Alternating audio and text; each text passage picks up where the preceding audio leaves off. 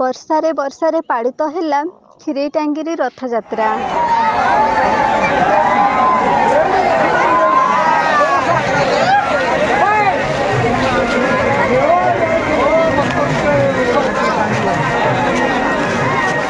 ଦେଶ ସାରା ପାଳିତ ହେଉଛି ପ୍ରଭୁ ଜଗତର ନାଥ ଜଗନ୍ନାଥଙ୍କ ବିଶ୍ୱପ୍ରସିଦ୍ଧ ରଥଯାତ୍ରା।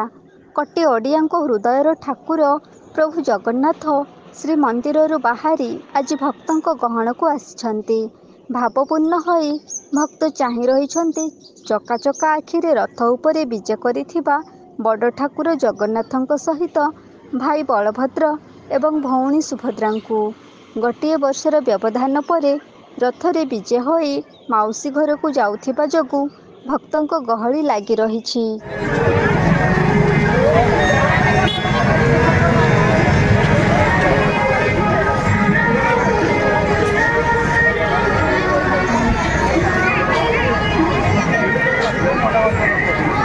ବିଶ୍ୱପ୍ରସିଦ୍ଧ ରଥଯାତ୍ରା ସାରା ରାଜ୍ୟରେ ଖୁବ୍ ଉତ୍ସାହ ଓ ଉଦ୍ଦୀପନା ମଧ୍ୟରେ ପାଳିତ ହେଉଛି ପ୍ରଭୁ ଜଗନ୍ନାଥଙ୍କ ଘୋଷ ଯାତ୍ରା।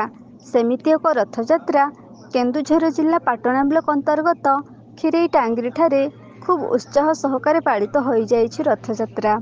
ଆଖପାଖ ଅଞ୍ଚଳରେ ଅନେକ ଯାତ୍ରାପ୍ରେମୀ ଏଠାରେ ରଥଯାତ୍ରା ଉପଭୋଗ କରୁଥିବା ଦୃଶ୍ୟ ଦେଖିବାକୁ ମିଳିଛି। ଛୋଟରୁ ବଡ଼ ପର୍ଯ୍ୟନ୍ତ ରଥଯାତ୍ରାର ମଜା ନେବା ପାଇଁ ଛୁଟି ଆସିଥିଲେ ଏହି ଛୋଟ ରଥଯାତ୍ରା ପଡ଼ିଆକୁ।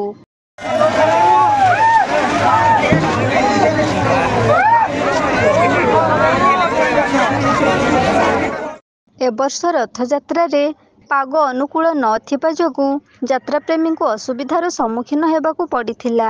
କ୍ଷୀରେଇଟାଙ୍ଗିରି ରଥଯାତ୍ରାରେ ଝିପିଝିପି ବର୍ଷାର ପ୍ରଭାବ ଧୋଇ ଦେଇଥିଲା ରଥଯାତ୍ରାକୁ। ବିଜୁଳି ଘଡ଼ଘଡ଼ିର ଶବ୍ଦରେ ଫିକା କରିଦେଲା ଏ ବର୍ଷ କ୍ଷୀରେଇଟାଙ୍ଗିରି ରଥଯାତ୍ରା। ନିରୁତ୍ସାହିତ ସୃଷ୍ଟି କରିଦେଲା ଯାତ୍ରାପ୍ରେମୀଙ୍କ ମନରେ ସୃଷ୍ଟି ହୋଇଥିବା ଭକ୍ତି ଓ ଭାବନାକୁ।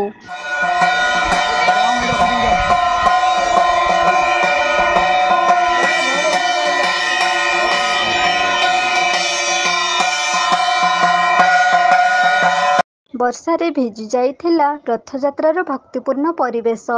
ଆବଶ୍ୟକ ଅନୁସାରେ ଯାତ୍ରାପ୍ରେମୀଙ୍କ ଅନୁପସ୍ଥିତି ଭିନ୍ନ ଏକ ବାତାବରଣ ସୃଷ୍ଟି କରିଦେଲା। ତଥାପି ରଥଯାତ୍ରାର ମାହୋଲ ହୃଦୟକୁ କିଣି ନେଇଥିଲା କ୍ଷୀରେଇଟାଙ୍ଗିରିରେ ହେଉଥିବା ଏହି ଛୋଟ ରଥଯାତ୍ରା।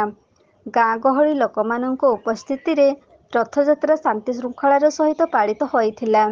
ଆଶା କରାଯାଉଛି ପାଗ ଅନୁକୂଳ ରହିଲେ ବାହୁଡ଼ା ଯାତ୍ରାରେ ଅଧିକ ଜନସମାଗମ ମଧ୍ୟରେ କ୍ଷୀରେଇଟାଙ୍ଗିରି ରଥଯାତ୍ରା ଖୁବ୍ ଜାକଜମକରେ ପାଳିତ ହେବ।